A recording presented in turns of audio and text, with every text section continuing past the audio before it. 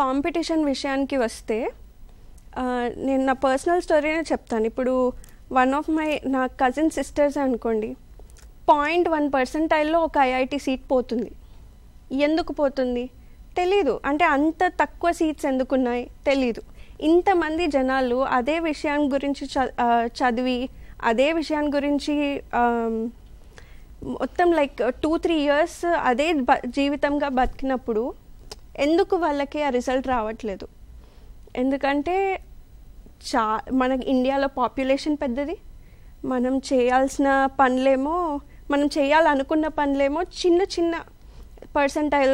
చిన్న పర్సంటేజెస్లో మిస్ అయిపోతుంది. So competition విషయానికి వస్తే ఇప్పుడు ఇది కాకుంటే వేరేది అనేది మన మైండ్లో ఉందా లేదా? ఇప్పుడు మనకి ఓన్లీ ఈ మెడికల్ కాలేజ్లోనే సీట్ కావాలా? లేదు అంటే మనం ఓన్లీ ఈ విధంగా మాత్రమే బాగుపడగలుగుతామా? మనం ఇంజనీర్ కానీ, డాక్టర్ కానీ, లాయర్ కానీ ఇవన్నీ అవ్వకపోతే మనం బాగుపడలేమా అనేది క్వశ్చన్ మనం వేసుకోవాలి.